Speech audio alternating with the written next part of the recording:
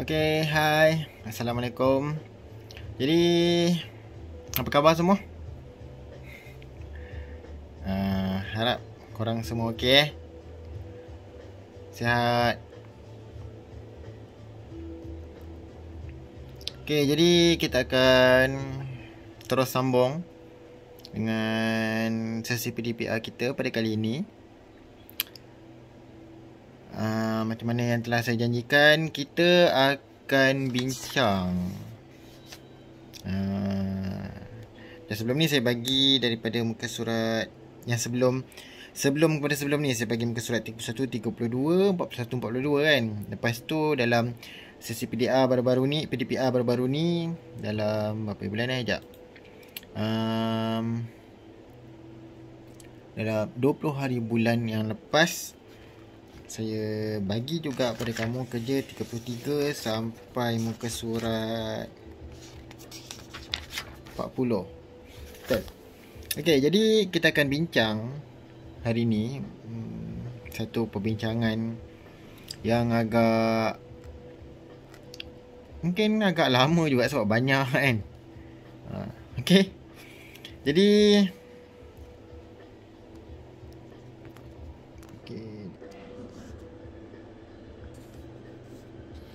Okey, jadi kita akan bincang dulu muka surat 31. Okey, antara haiwan, masuk dalam organ pernafasan haiwan antara haiwan berikut yang manakah bernafas melalui insang? Okey. Bernafas melalui insang, kita tengok kat sini ada ikan, ular, burung, katak, of course ikan lah. Okey. Lepas tu, tengok pula soalan yang kedua. Rajah menunjukkan 3 haiwan. Rajah satu, apakah persamaan antara ketiga haiwan tersebut? Apa dia? Serangga, of course bernafas melalui spiracle. Okey, tengok pula yang ketiga. Antara haiwan yang berikut, yang manakah dipadankan dengan organ pernafasan yang betul? Kat situ nampak. Okey, lalat. Mustahil lalat peparu kan. Okey, kemudian penguin, insang. Udang spherical. Of course, cacing tanah. Kita pergi pula dekat soalan yang keempat. Yang ni kalau orang perempuan biasanya akan jumpa lah benda ni setiap minggu. Kalau mana yang perempuan yang rajin tolong mak dia, jadi mungkin biasa jumpa. Menunjukkan organ pernafasan ikan antara haiwan berikut dan manakah menggunakan organ pernafasan tersebut. Kita tengok ikan lumba, lalat, kangaroo, ketam. Tengoklah mana yang ni insang. Insang maksud dia yang hidup dalam laut lah, dalam air. Ikan lumba memang hidup dalam air, tapi sebagaimana kita tahu ikan lumba, ikan paus, dia ikan yang apa kata, yang lain, dia bernafas menggunakan paru-paru. Okey, ketam. Okey, soalan nombor 5. Hidup di darat dan di air. Berikut adalah 2 organ pernafasan haiwan: peparu, kulit lembap. Antara haiwan yang berikut, yang manakah mempunyai kedua-dua organ pernafasan? Sekejap saya slowkan sikit lagu ni. Okey. Antara haiwan yang berikut, yang manakah mempunyai kedua-dua organ pernafasan tersebut? Kat sini awak boleh tengok peparu dan kulit lembap. Dia katak okay, kita pergi pula dekat muka surat 32. Okey. Rajah 3 menunjukkan seekor haiwan. Antara yang berikut, yang manakah benar mengenai haiwan ini? Yang ini apa? Katak. So, katak berdarah panas ke tidak? B, mempunyai rambut atau bulu yang halus. Tak ada katak yang berbulu. Mempunyai telur yang bercengkerang. Bukan telur katak. Siapa pernah nampak telur katak? Telur katak. Okey, sekejap. Kita cari telur katak. Kita cari kat sini.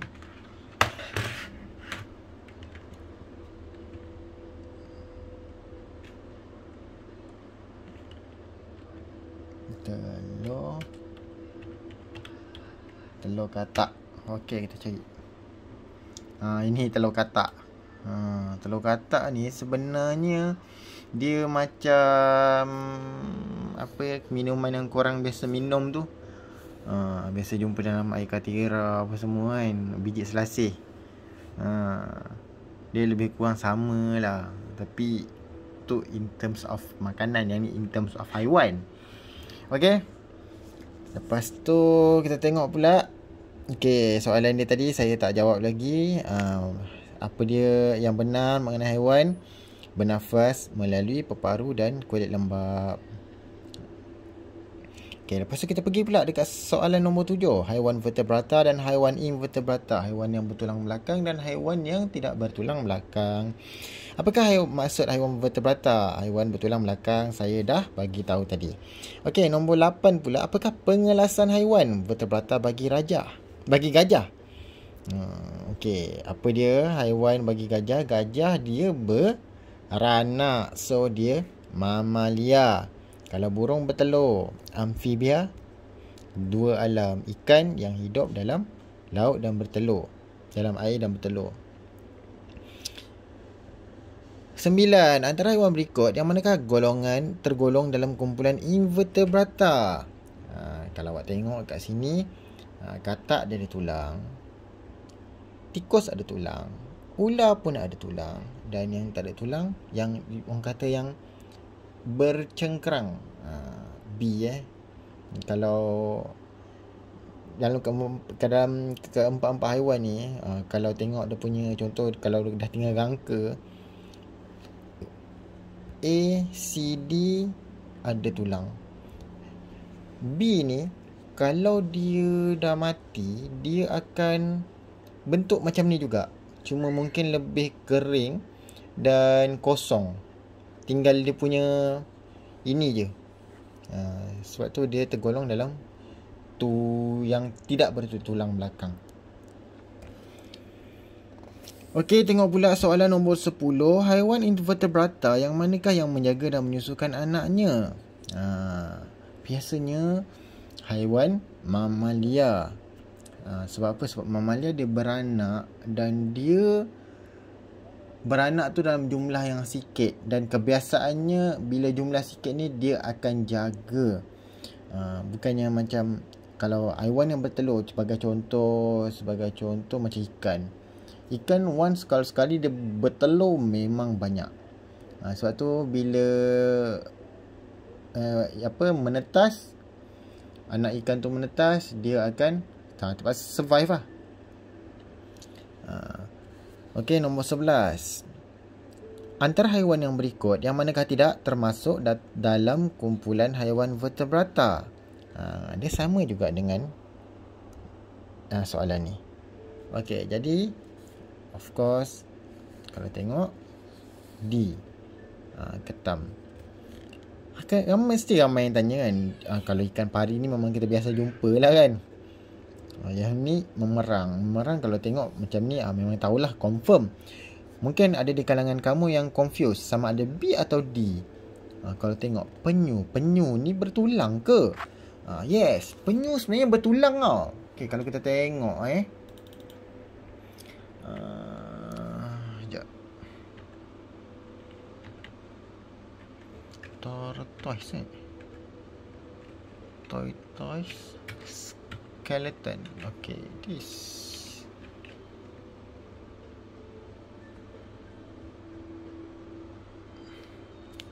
Satu tortoise, satu turtle kan ni.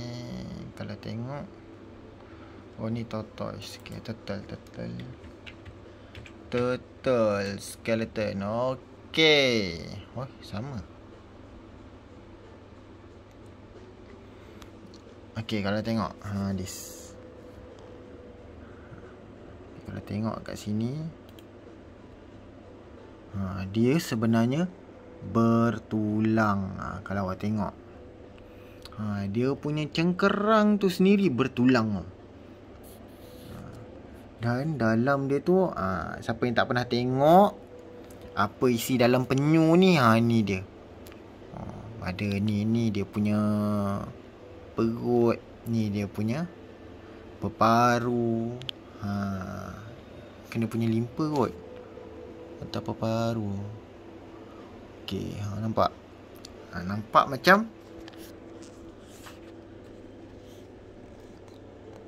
macam dia tak bertulang kan, dengan flap-flap dia tu. Okey, jadi D lah jawapan dia. Okey, pergi pula dekat soalan nombor 12. Maklumat di bawah menunjukkan ciri-ciri dalam kumpulan haiwan vertebrata. Okey, bertelur, berbulu pelepah, berdarah panas. Haiwan yang manakah tergolong dalam kumpulan haiwan ini? Jadi kita tengok dulu. Bertelur, berbulu pelepah.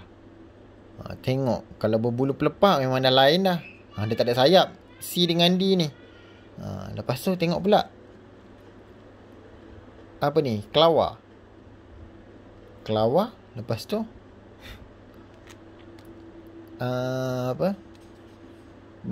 penguin.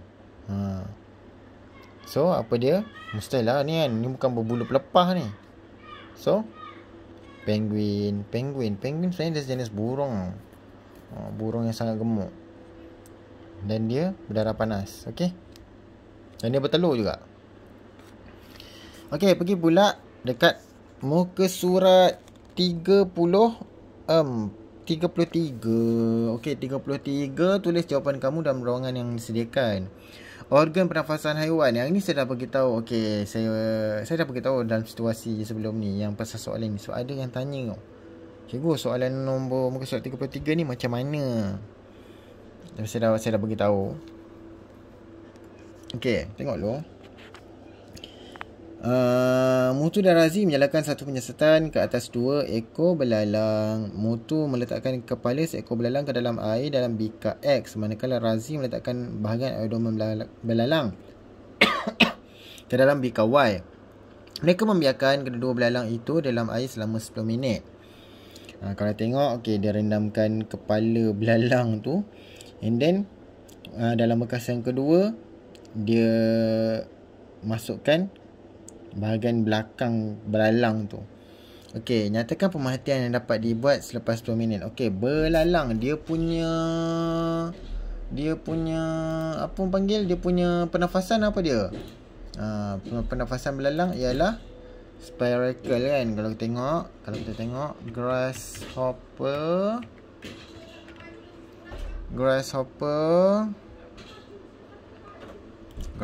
spiral. Grasshopper spiral.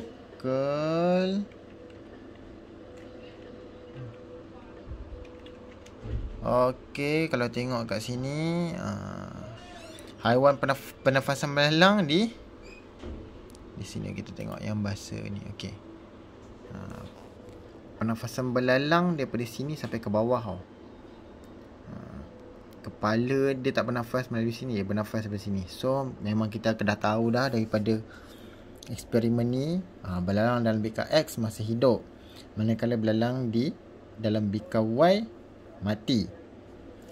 Okey.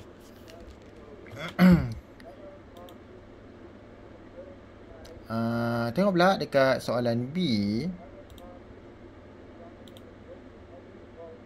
Okey, soalan B. Berikan alasan kamu bagi jawapan A. Okey, ini soalan yang bersaling sangkut paut. Kalau awak salah bagi jawapan dekat jawapan A, sangat jarang lah kalau awak bagi jawapan yang salah dekat A, jawapan B betul. Sebab dua soalan ni dia bersangkut paut. Jadi belalang dalam bika X masih bernafas, tapi belalang di dalam bika Y tidak dapat bernafas. Itu salah satu jawapan lah. Jawapan yang lain mungkin boleh diterima. Sebagai contoh,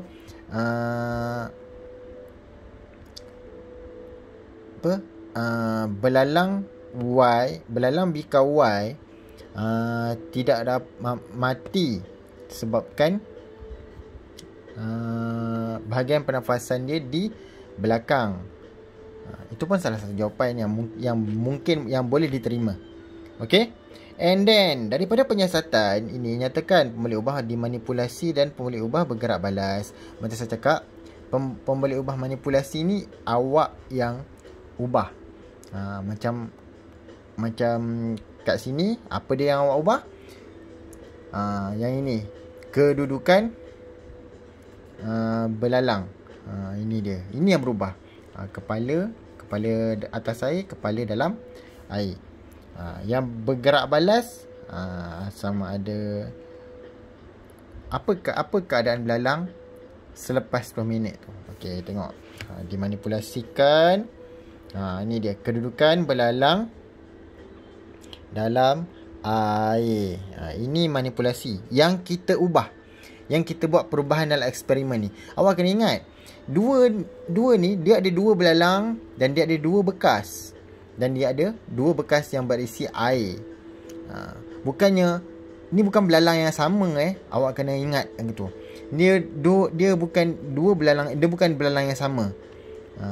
Sebab tu awak tengok balik kepada kata kunci yang kat sini. Ke atas 2 ekor belalang. Jadi awak kena ingat 2 benda yang berbeza. Sebab tu kita tengok yang bergerak balas keadaan belalang selepas 10 minit. Okey, kita pergi pula dekat muka surat yang ke-34. Okey, muka surat 34, hidup di darat dan di air. Okey, namakan, kalau tengok kat sini, katak induk, anak katak bertukar menjadi apa? Bukan. Katak induk. Okey. Okey, tak ada. Ni pohon teratai. Okey, anak katak. Tapi yang ini anak katak ni once bila dia ada, dia dah keluar kaki sikit. Dia dah keluar apa? Dah keluar tangan dia sikit. Yang ini apa dia? Namakan anak katak. Okey, katak dalam yang lain berudu. Okey, B, nyatakan 2 perbezaan antara anak katak dengan induknya. Okey, anak katak hidup dalam air, manakala induk katak hidup di atas darat. Dan anak katak bernafas melalui insang, manakala induk katak bernafas melalui kulit lembab dan peparu. Itu perbezaan dia. Lepas tu, okey, awak tengok juga apa perbezaan yang lain. Anak katak tidak sama ada tidak mempunyai kaki ataupun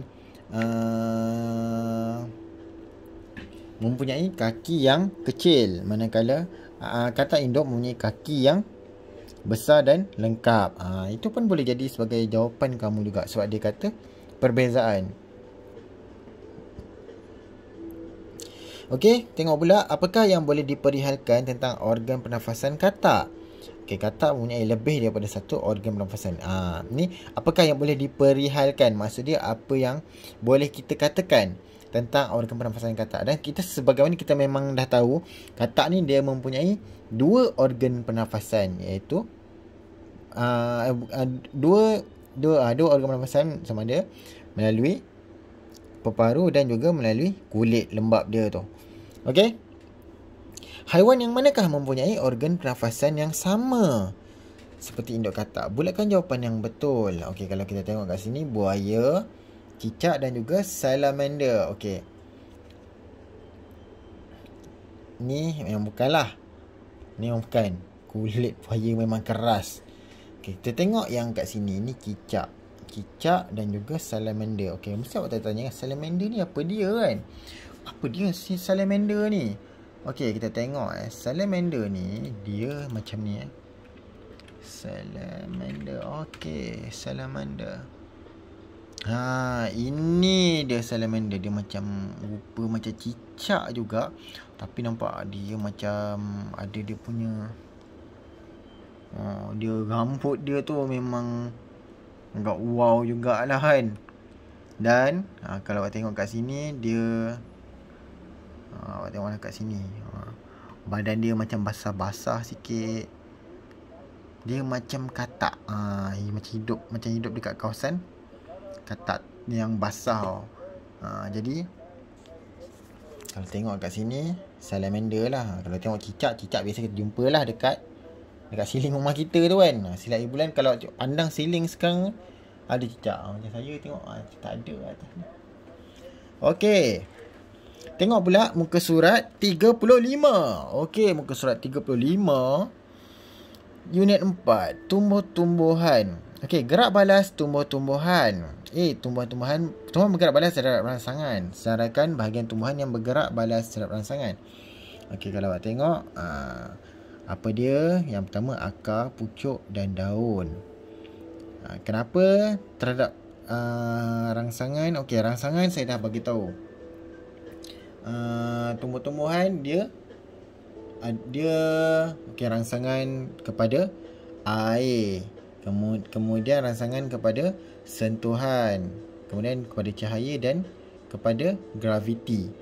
Oh ya, dah ada jawapan kat sini. Dah ada soalan kat sini. Apakah jenis rangsangan terlibat? Air, cahaya, graviti dan sentuhan. Saya dah pernah tunjuk kan video-video dan juga example ataupun contoh-contoh apa yang berlaku, apakah gerak balas tumbuhan kepada 4 jenis rangsangan ni kan. Saya dah pernah tunjuk. Okey. Jadi kita pergi pula dekat soalan B. Rajah di bawah menunjukkan satu eksperimen yang dijalankan oleh sekumpulan murid. Yang ini eksperimen terhadap gerak balas terhadap rangsangan cahaya. Saya dah pernah tunjuk video tauge, tak salah saya, video tauge banyak bila dia dah letak dalam satu kawasan yang gelap, kemudian ada cahaya, dia punya pucuk-pucuk, dia punya daun-daun semua pergi ke arah cahaya tu. Jadi kalau tengok kat sini, okey, eksperimen macam ni. Kalau awak tengok, kalau dia tulis hari pertama, kemudian 1 minggu, ini menunjukkan hanya ada satu ini sahaja. Hanya ada satu pokok, hanya ada satu kotak yang berlubang dan ada satu sumber cahaya sahaja. Okey, daripada hari pertama sampai ke 1 minggu. Kalau tengok pokok ni pemerhatian sekarang. Kalau awak tengok daripada pokok macam ni, dia dia nak cuba keluar, dia menghala ke yang ada lubang ni. Okey, jadi kita pergi pula soalan. Lakarkan keadaan tumbuhan itu selepas 1 minggu. Labelkan. Okey, inilah dia. Allah. Okey, yang ni jawapan dia. Kalau tengok kat sini, kosong kan. Dalam buku awak memang rasa kosong ni. Okey, jadi ni dia. Jadi awak akan lukis lah. Dah batang, lepas tu daun, and then labelkan. Dia nak suruh labelkan tu apa? Kenapa? Labelkan ni apa? Jadi tulis pucuk. Memang pucuk dia akan cuba mencari, biasa pucuk lah yang akan menghala ke arah cahaya matahari tu. Okey. Apakah kesimpulan yang dapat dibuat daripada penyiasatan ini? Kalau awak tengok ada 3 ni, tumbuhan bergerak balas terhadap sentuhan, tumbuhan bergerak terhadap cahaya matahari, tumbuhan bergerak balas terhadap graviti. Jadi apa kesimpulan? Tumbuhan bergerak balas terhadap cahaya matahari. Okey, kita pergi pula dekat muka surat 36.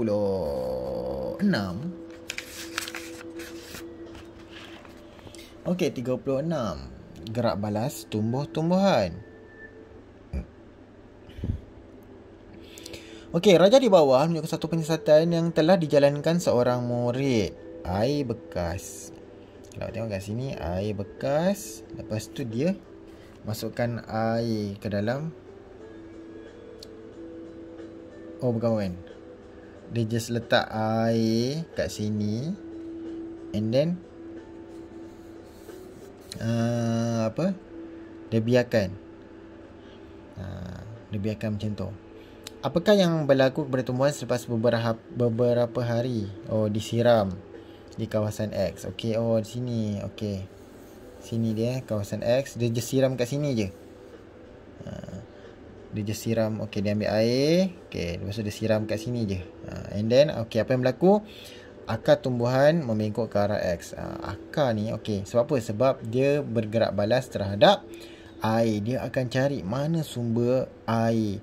Sebab apa? Sebab tumbuhan juga memerlukan, selain daripada tumbuhan memerlukan udara dan juga cahaya matahari, tumbuhan juga memerlukan air untuk hidup. Okey, akar tumbuhan membengkok ke arah X. Kemudian berikan alasan kamu. Okey, akar tumbuhan bergerak balas terhadap air. Simple. Kalau dikata kenapa, okey, sebagai contoh, mungkin ada situasi lain, soalan lain, tumbuhan tu digantung dan akar tu menghala ke bawah.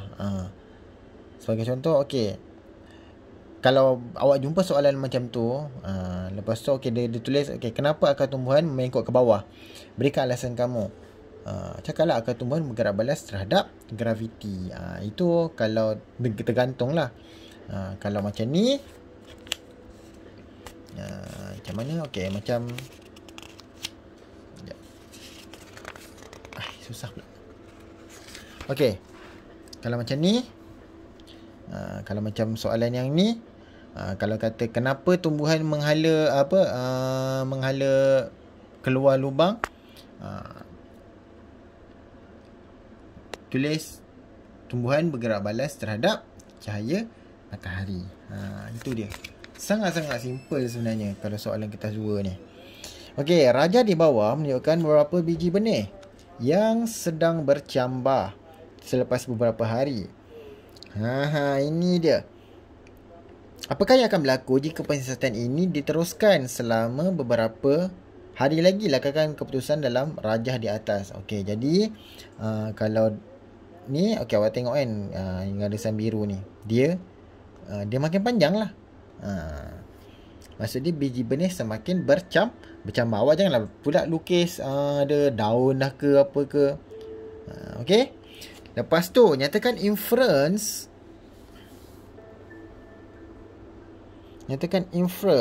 terhadap berdasarkan lakaran kamu itu. Okey, akar bergerak balas terhadap air dan graviti. Itu dia. Awak jangan pula akar bergerak balas terhadap cahaya matahari. No. Okey. Kita pergi pula dekat muka surat. Muka surat 37. 37 ya. Okey, gerak balas tumbuh-tumbuhan lagi. Okey, raja di bawah menunjukkan seorang budak lelaki menyentuh daun pokok semalu. Siapa yang tak pernah jumpa pokok semalu? Mesti pernah kan? Okey, mesti pernah kan jumpa pokok daun semalu. Okey. Kita kalau tengok kat sini, okey, gambar sebelum disentuh dan selepas disentuh. Kalau awak jumpa macam ni juga, sebelum dan selepas, sama juga macam yang muka surat 35 tadi. Macam ni kan, hari pertama 1 minggu. Dia bukannya macam yang ni. Yang ni XY. Ni maksudnya dua benda yang berbeza. Ni benda yang sama Okey, sebelum disentuh tengok dia masih terbuka dan bila selepas disentuh dia menguncup. Okey, apa yang berlaku kepada daun semalu itu? Daun-daunnya akan menguncup. Bukannya daun-daunnya tertutup. Tu tak diterima Okey, pergi pula dekat A2 Roman. Apakah yang ingin dibuktikan dalam aktiviti ini? Tumbuhan yang bergerak balas terhadap sentuhan. Sangat-sangat senang jawapan dia. Okay, tumbuhan yang manakah bergerak balas dengan cara yang sama seperti pokok semalu? Tandakan betul pada jawapan yang betul. Okey, tandakan right pada jawapan yang betul. Ni saya dah tunjuk apa dia? Pokok pengerus. Pokok pengerus bergerak ke bila kena sentuh? Tak kan?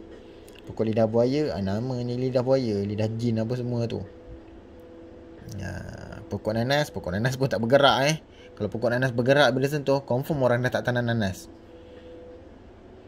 Okey, dan okey, pokok perangkap lalat Venus flytrap. Ni saya dah tunjuk dalam video baru-baru, bukan dalam video waktu masuk makmal tu.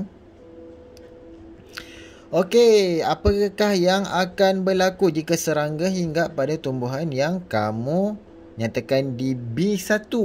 Satu lagi soalan yang saling berkait dengan soalan di atas. Okey, sorry sekejap cahaya. Okey. Tumbuhan ini akan menutup daun dia. Kalau macam flytrap, Venus flytrap, daun dia tutup macam tu. Kalau macam pokok semalu, dia menguncup. Beza tu. Okey. Nyatakan bentuk, aduh soalan senangnya lah. Nyatakan bentuk rangsangan yang ditunjukkan oleh tumbuhan ini. Rangsangan sentuh. Dah terang-terang dah bila kena sentuh. Nama pun sentuh. Of course lah rangsangan dia sentuhan. Pergi pula dekat muka surat 38. Okey, keperluan proses fotosintesis. Hasil proses fotosintesis. Okey, raja di bawah menunjukkan proses hidup yang dijalankan oleh tumbuhan. Okey, kalau awak tengok kat sini, okey, satu. Ni tak tahu kan apa dia kan, contoh kan. Enggaklah awak tak baca, tak nampak lagi. Okey, nyatakan proses ini proses fotosintesis. Kalau awak nampak pokok tumbuhan, ada cahaya matahari. Lepas tu ada klorofil, kata nampak klorofil kat sini. Itu dia proses fotosintesis. Tumbuhan membuat makanan. Okey, labelkan gas yang diserap dan gas yang dibebaskan. Okey, yang gas yang diserap ialah gas karbon dioksida. Gas yang dibebaskan ialah gas oksigen. Tak ada tumbuhan dekat kita punya planet ni, maka kita akan kekurangan oksigen dan akan mati lemas. Okey, C. Apakah yang diperlukan oleh tumbuhan untuk membuat makanan? Kita tengoklah kat sini. Dia ada air, dia ada karbon dioksida, dia ada oksigen, dia ada karbon dioksida, dia ada cahaya matahari dan dia ada klorofil. Oksigen ni macam bahan buangan dia lah. Macam kita, bahan buangan kita karbon dioksida. Sebab tu kita dengan alam flora kita ni saling memerlukan. Kalau tak ada pokok, memang out lah kita. Memang bertangki oksigen lah kita. Okey, kita pergi pula dekat soalan D. Apakah hasil daripada proses ini? Okey, dia ada oksigen dan akan juga terhasil kanji. Dua bahan yang keluar daripada pokok ni, oksigen dan kanji. Kanji tu boleh dapat di mana? Dekat dalam batang-batang dia ni. Kalau awak patahkan macam air tu kan, itu dia punya kanji lah. Okey, kita pergi pula dekat muka surat 39. Muka surat 39, hasil proses fotosintesis, kepentingan fotosintesis kepada hidupan. Okey, tumbuhan membuat makanan melalui fotosintesis. Okey, yang itu kita dah tahu. Tumbuhan membuat makanan melalui fotosintesis. Isi tempat kosong dengan pilihan jawapan yang diberi: oksigen, kanji, karbon dioksida, klorofil. Okey, semasa fotosintesis, karbon dioksida dan air ditukarkan kepada semasa fotosintesis, aham-aham dan air ditukarkan kepada aham-aham dan oksigen dan aham-aham dengan kehadiran cahaya matahari. Okey, semasa fotosintesis, karbon dioksida dan air ditukarkan kepada kanji dan oksigen dengan kehadiran cahaya matahari dan klorofil. Okey, B. Nyatakan bahagian tumbuhan yang terlibat dalam fotosintesis. Daun. Daun memainkan peranan yang penting dalam proses fotosintesis ni. Okey, tuliskan persamaan perkataan bagi fotosintesis. Inilah dia persamaan dia. Kalau kata persamaan, inilah dia apa yang diperlukan untuk buat fotosintesis ni. Dia kena ada karbon dioksida, air, kanji, karbon dioksida dan air.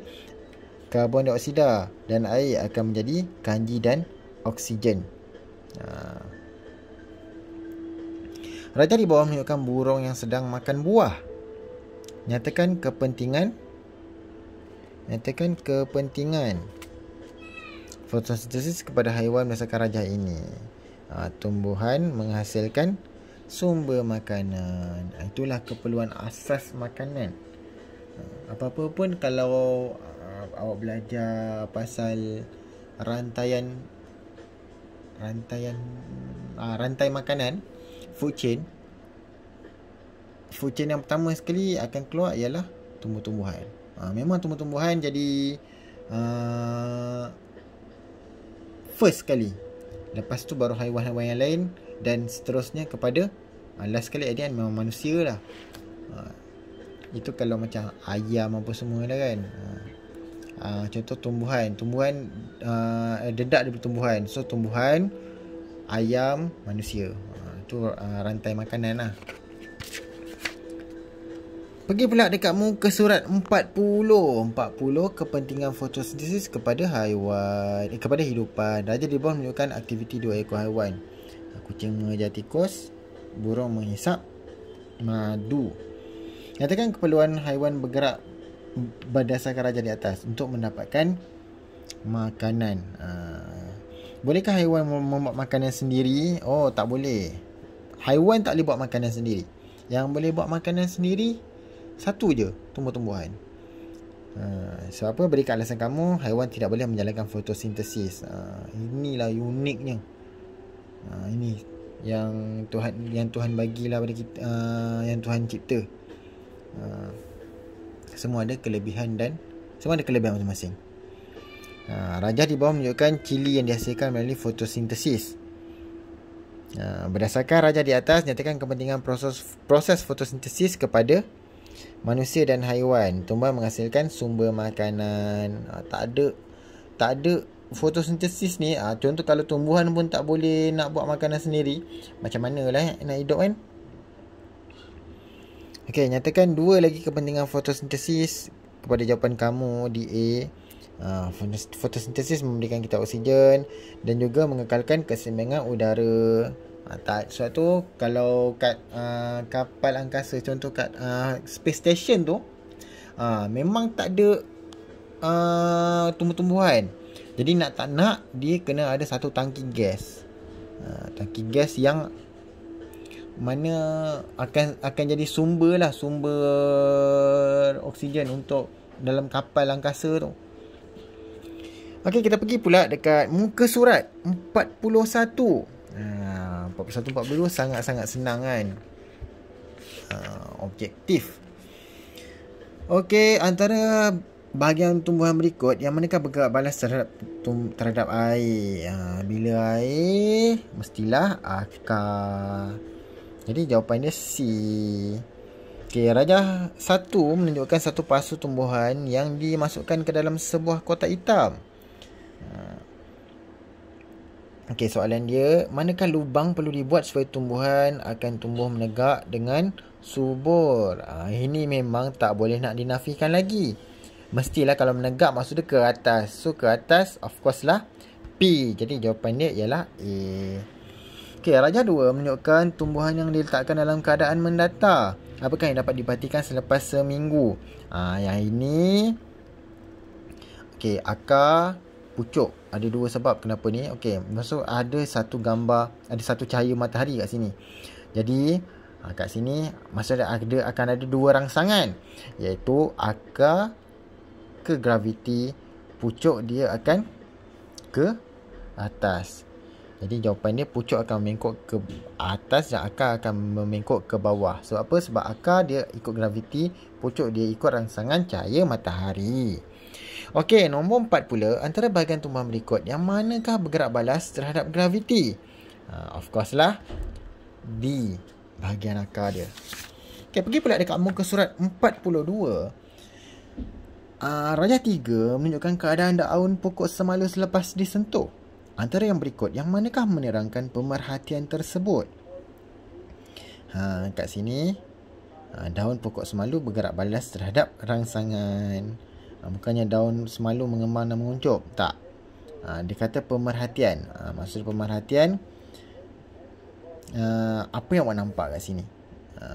Memang daun pokok semalu memerlukan cahaya untuk hidup. Tapi ada tak? Ada cahaya matahari? Tak ada kan? Sebab tu kena jawapan ni kat D. Daun pokok semalu bergerak balas terhadap rangsangan. Okey, nombor 6 pula, rajah 4 menunjukkan satu penyiasatan yang dijalankan oleh sekumpulan murid. Yang ni dia nak, kalau awak nampak ni ada kotak hitam, ada lubang, ada pokok dalam dia. Nak siasat apa? Of course nak siasat rangsangan terhadap cahaya. Jadi untuk menyiasat, okey, tengok dia punya jawapan A. Untuk menyiasat sama ada tumbuhan memerlukan cahaya matahari untuk hidup. Untuk menyiasat sama ada tumbuhan memerlukan air untuk hidup. Untuk menyiasat sama ada tumbuhan bergerak balas terhadap cahaya matahari. Untuk menyiasat bahawa tumbuhan membuat makanan sendiri. Kalau nampak macam ni, untuk menyiasat sama ada tumbuhan bergerak balas terhadap cahaya matahari, C.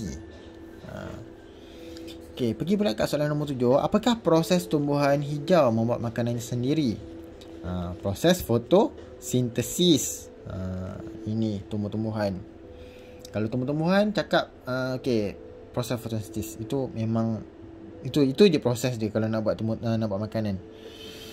Okey, nombor 8, antara yang berikut yang manakah merupakan keperluan tumbuhan untuk fotosintesis? Cahaya matahari. Cahaya matahari ni penting. Sebab tu tumbuhan dia sangat-sangat bergerak balas terhadap cahaya matahari. Okey, nombor 9, maklumat berikut menunjukkan fotosintesis. X apa dia? Air akan menjadi kanji dan apa dia? Karbon dioksida dan air akan bertukar menjadi kanji dan oksigen. Jadi jawapannya ialah B. Antara yang berikut, yang manakah hasil daripada proses fotosintesis? Ini hasil dia sangat-sangat besar. Dia punya hasil dia kepada manusia, dia menghasilkan oksigen. Okey, dan juga soalan last sekali. 11. Apakah kepentingan proses fotosintesis kepada manusia dan haiwan? Jawapannya ialah membebaskan oksigen untuk bernafas. Kalau membebaskan karbon dioksida untuk fotosintesis, yang tu manusia. Yang ni kepentingan proses fotosintesis kepada manusia. Jadi jawapannya ialah C, membebaskan oksigen untuk bernafas. Okey.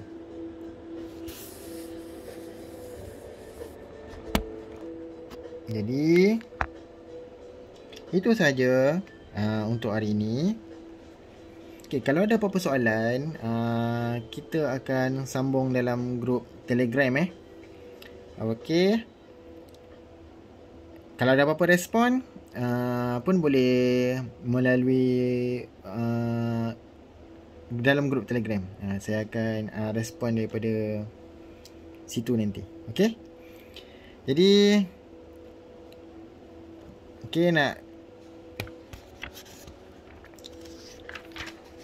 untuk kerja rumah hari ini.